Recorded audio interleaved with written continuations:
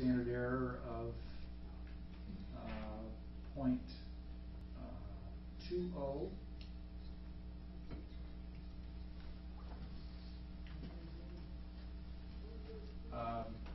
Quite significant, more than twice the standard error, right? Now let's say you do the mediational model.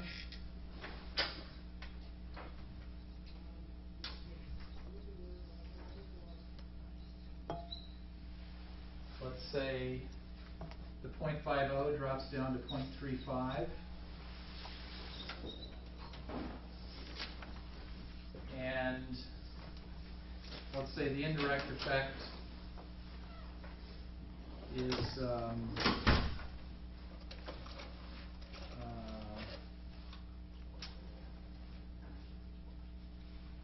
0.30 and 0.50.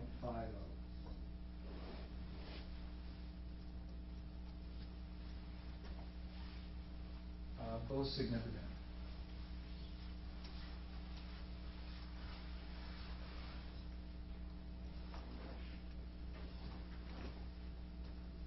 So that's going to work, right? 0.35 is the direct effect, and then the indirect effect is going to be 0.30 times 0.50. Half of 0.30 is 0.15. So you add 0.15 to 0.30, you get the 0.50 total effects. So that's a system that works. But let's think about this in terms of substantive. What have we done here? Right? We start out with this total effect, 0.50, and we're asking is y an important mediator? Well, looks like an important mediator because the path running from x to y is significant. The path running from y to z is significant. Let's say that passes a Sobel-Goodman test of mediation. Significant. Victory is declared. Y mediates the effect of x on z. The fact that the 0.50 drops to insignificance, 0.35, just reinforces the idea that victory is at hand. But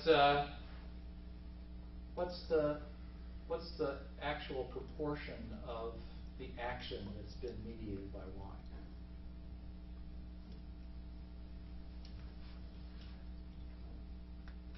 How much of the total effect has been mediated?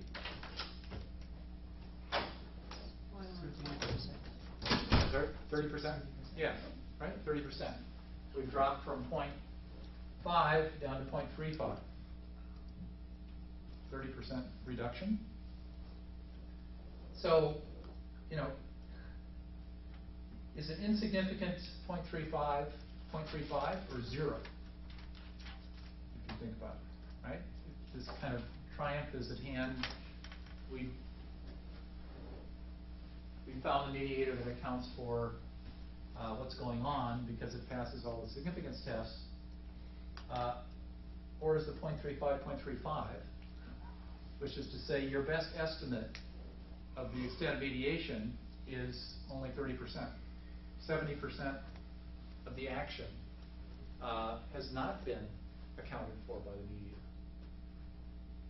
70% hasn't been accounted for.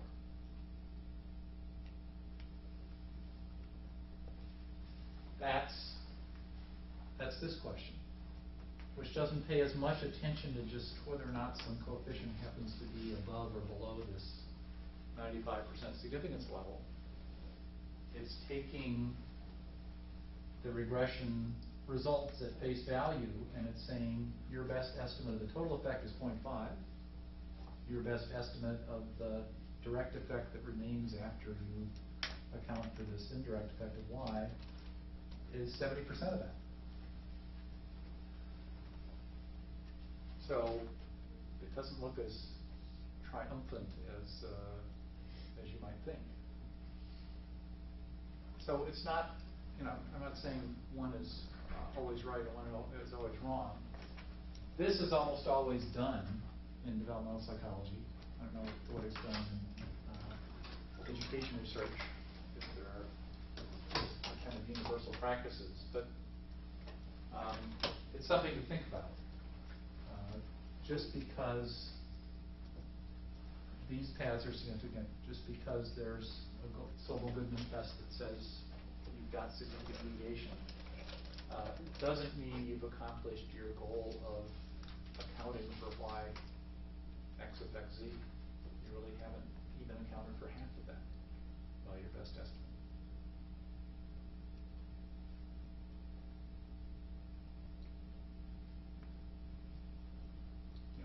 Is there like a rule of thumb for how much a mediator should explain to be considered a good mediator? A set of mediators should explain 100%. That's the goal, right? I mean, you're trying to explain a process,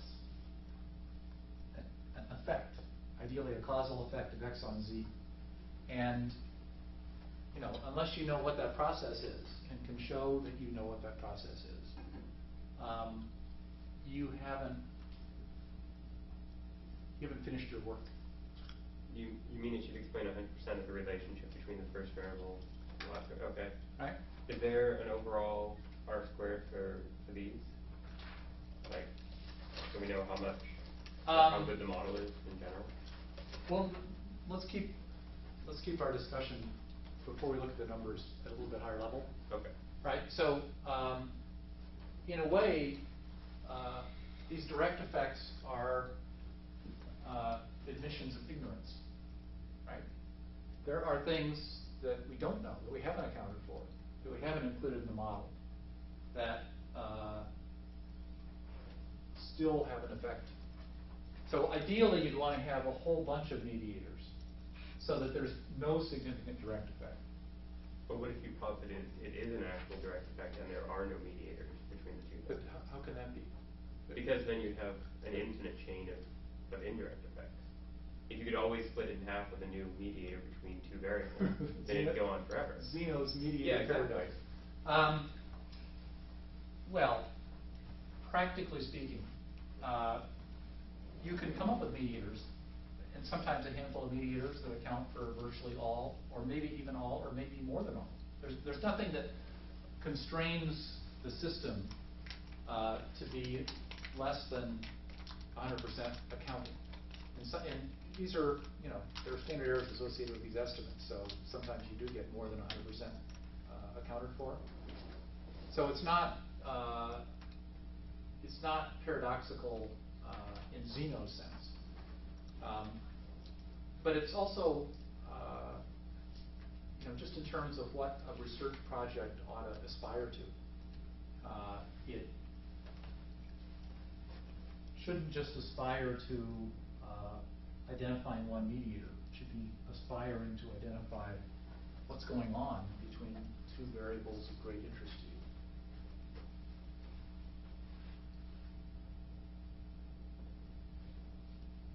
So, questions? Make sure.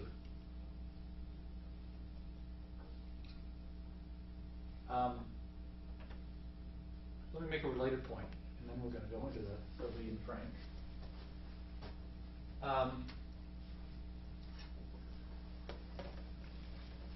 And this is also a problem that I have with a lot of literature. This is the wonderful thing about this quarter is that can be a quarter-long gripe session on my part. Let's say that, so I'll eventually get to the point. But let me start out with a more general point. Suppose I'm interested in the effect of neighborhood conditions on child achievement. Okay? And I think what's important for child achievement is some combination of family factors and neighborhood factors. And if I regress child achievement, on, let's say, parent socioeconomic status,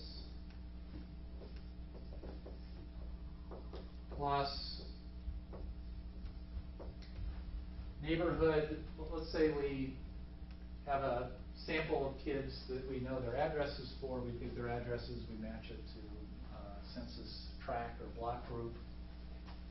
And then we take a census measure, and this was done in a study, neighborhood welfare use.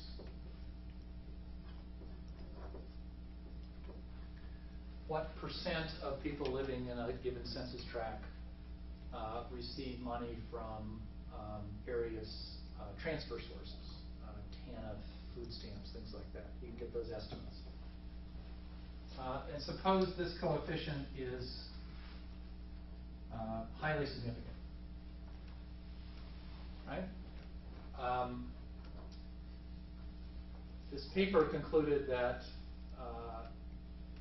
the evils of dependence that were induced by welfare would infect a neighborhood to the point where kids would be affected and their ambitions and school achievement would be harmed. Is that a proper conclusion? That actually got published? Yeah, well, it was... I mean, that seems like a fair case of confusing correlation with causation. Well, it happens all the time in neighborhood research, right? Usually, people pick neighborhood poverty. People aren't randomly sorted into neighborhoods that then have things happen to them. Right. That's one problem. To some extent, parent SES is going to control for people's ability to move into higher quality neighborhoods, right? I mean, that's certainly an important problem, but let's put it off the table and say that we're completely controlling for selection factors with this comprehensive parent SES variable. If that's the case, then does B2 confirm this dependency story? Yeah. No, because parental SES is correlated with, but not the same as eligibility for welfare. Well, but it's not family eligibility for welfare that our stories about, right? Even though you personally might not, your family might not be eligible for welfare, if there's enough welfare use in the neighborhood, then your kid's going to be affected by that. But I mean, there's more... So it's a neighborhood process. But what I mean is, so I'm imagining you're saying, oh, you have two neighborhoods, exact same SES, one has more welfare. And you're saying, but see, they're the same because they have the same amount of money, and that's what determines whether or not you get welfare. But there are other factors determining whether or not you get welfare. So SES could never perfectly control for that. But I'm saying suppose it does. Okay, suppose it does. But it's not about individual welfare use, right? It's about this kind of collective process that's going on in the neighborhood.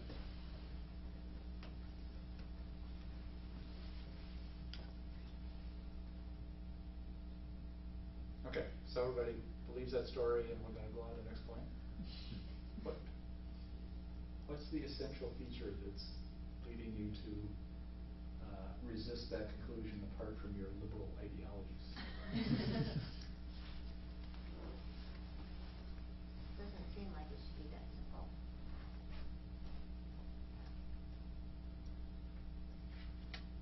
Well, then how should it be made more complicated?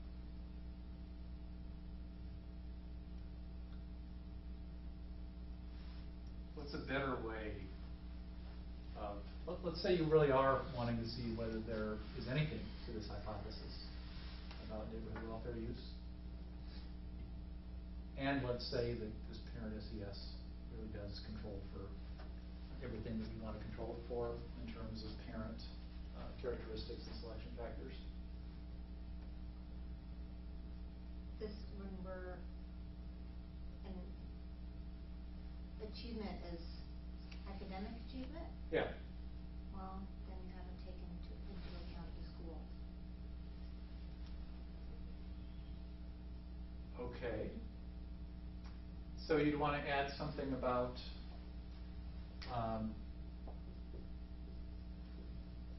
school quality, expenditures per pupil or something like that? I wouldn't do expenditures per pupil, All but right, some all right, measures all would right. fall. Were you an economist, you might want to take that, but some measure of pupil. Mhm. Because You can have a lot of welfare and a lot of poor families, but a really well-run school. And you can have that same population and have a really crummy school. You could have very low welfare use and high parent SES and have Right. a really crummy school. So But why might this estimate be misleading? Because of school quality considerations. it's the assumption that neighborhoods with high welfare use are going to be lazy or be kids that like everything in that neighborhood is. We want to test that. We want to isolate that effect. And I thought you were saying that, well, I won't put words in your mouth. I want someone else's words to put words in your mouth. Yeah. Isn't it possible, I'm just like trying to wrap my head around this, that somehow, like how do we know that it's necessarily that welfare use influences achievement? Like couldn't it be that achievement influences some of these other factors? Well, if it's kindergarten achievement, right? So Okay.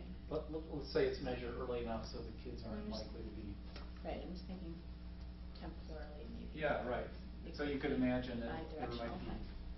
reverse causality, but let's put that problem aside. Okay. So there's no measure of individual aptitude in that equation anywhere? You mean cognitive ability, for example? Right. The child's cognitive ability. Okay, so it might be misspecified because you're not birth weight. You can think of health related problems, right, that might affect achievement that you want to control for. Let's say we've got a bunch of child variables like that we can control for. I'm obviously trying to get people to think about how not to go about trying to test for some contextual factor. I mean, a lot of your research does this, right? You're in schools. You have some feature of the schools. You want to isolate what the effect of that school feature is. Here we're trying to do the same thing with neighborhoods. We've got our neighborhood measure of interest. We really have this theory about welfare dependence at a neighborhood level. Why isn't that the obvious way to test? Or what, as close as we can get to as the neighborhood effect of welfare use on child achievement.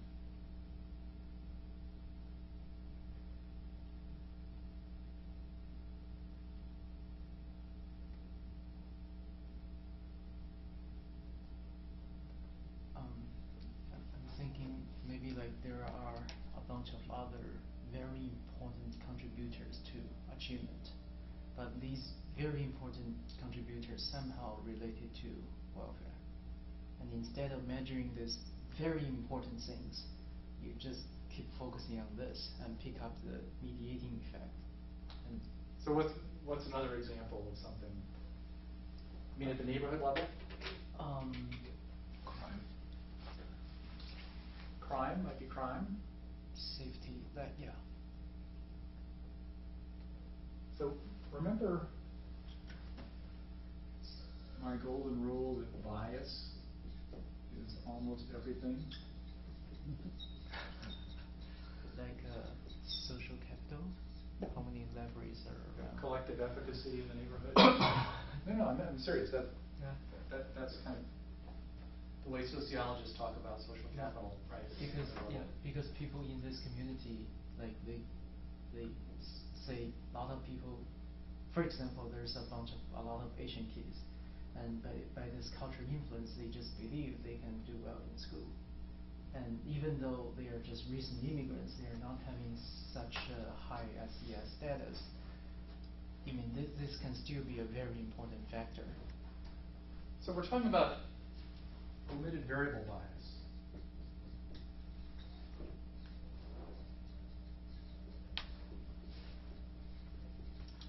Right? Maybe it's not the welfare use. Maybe it's the safety level of the neighborhood. Maybe it's the poverty level of the neighborhood. Maybe it's the quality of the school. Right? If you're not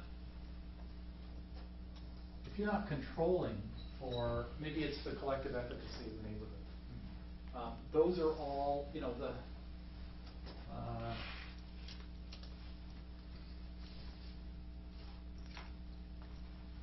any of those things that correlates with neighborhood welfare use is going to increase this coefficient unless you're controlling for it.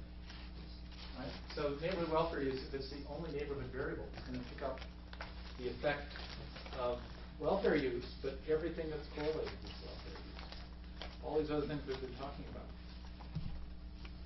So the obvious solution, because bias is almost everything, is to take as many steps as you can to eliminate the bias. So one source of the bias is the selection problem that Neil was talking about. And you want to control for as many selection factors as possible. But at the neighborhood level, there's also potential bias by any single variable, because it's going to pick up, unless you control for those things, the effects of all those other things to the extent that they're correlated with neighborhood welfare use. Did the paper control for those kinds of variables? They didn't control for any other neighborhood characteristics. But to be fair, this was a woman who actually ran the Congressional Budget Office for a while, and this was a big report that got a lot of circulation. It was done for a conservative think tank. The only independent variable at the neighborhood level was neighborhood welfare use, and it was all about the evils of welfare use. To be fair, there are 10 times as many studies where the only independent variable is neighborhood poverty, and everything is attributed to poverty, right? And again, you could think of all sorts of things that are correlated with poverty, some of the things we talked about, that maybe are what's really going on. And unless you control for those, you're not going to be getting a true reading of what the effect of any particular variable is. But on the flip side, we can also add too many variables. Could that be also another issue? All of which have a conceptual argument behind them? Mm-hmm. Because what? Causes statistical problems?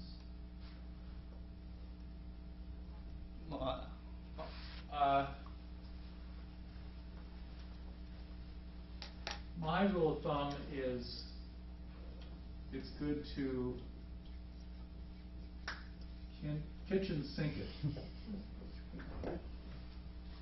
Right? So pile it in. Background variables, some of these data sets have 20,000 observations. Fryer and Levitt, they started out with 200 background variables.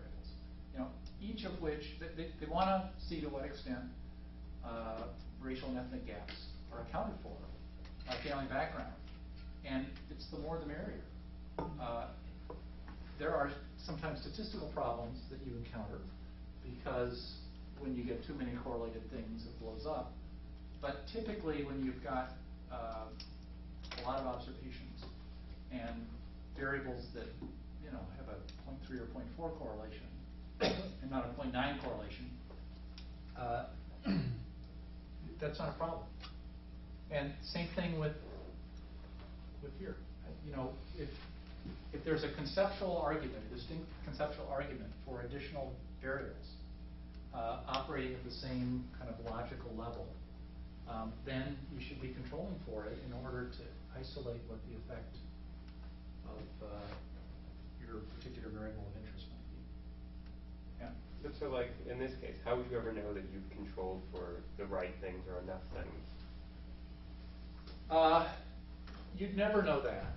So what you would do ideally is to estimate things this way and then think of a whole different strategy for identifying causal effects. So let's suppose historically there was some big expansion in a welfare program or big contraction of a welfare program. Right? If that's the case and you were tracking in a time series child achievement, then you might expect in a few years after there's a big contraction or a big expansion that you'd start to see achievement scores change. Right? So you can think of some sort of regressionist continuity design based on year. There are all sorts of potential strategies for producing alternative estimates of your parameter of interest, and what you really want is a set of results that are pretty robust across everything you're trying. Yeah. Well, I mean, what surprised me about this paper was it seemed to be making causal claims without a regression discontinuity design. It was just like, here's a bunch of numbers that coexist, and therefore this causes this. I mean, do papers do that often? 99% of the time. Okay. I mean, but sometimes they say, oh, this isn't causal. These are associations. Only a random assignment experiment can prove causality. But here are the 25 policy implications that come from our analysis, right? You can't have a policy implication without a credible causal estimate. So that's Why not fair. not? Um, I mean, I feel like people have been creating policies forever without, I mean, you have to try something at some point based on what you believe could work. Absolutely, absolutely. And I don't, we'll get into this in the next week or two, but I don't subscribe, my background is economics, right? In economics, there's some sort of model of a process. You try to estimate that model as best you can. You think about all the possible sources of limited variable bias. You adopt 3 or 4 ideally different strategies for trying to address limited variable bias. If you don't have a random assignment experiment, but you have converging results from different approaches to a limited variable bias, then you get more and more confident that the estimate that you have is a useful enough causal estimate for policy purposes. Right? So I don't subscribe to this view that only random assignment experiments can prove causality. We showed even that isn't true. Right? If you think of this causality as being individual specific, random assignment experiment doesn't tell you an outcome for a child who's both in and not in the condition. That same child can't be in both of those states. So it's all a question of how strong is your argument that the methods that you're adopting are giving you something that's addressing the likely sources of limited variable bias enough to produce a coefficient that you can use for policy purposes. Yeah. So, I mean, are there papers out there where they've gone through and found the likely mediators for, say,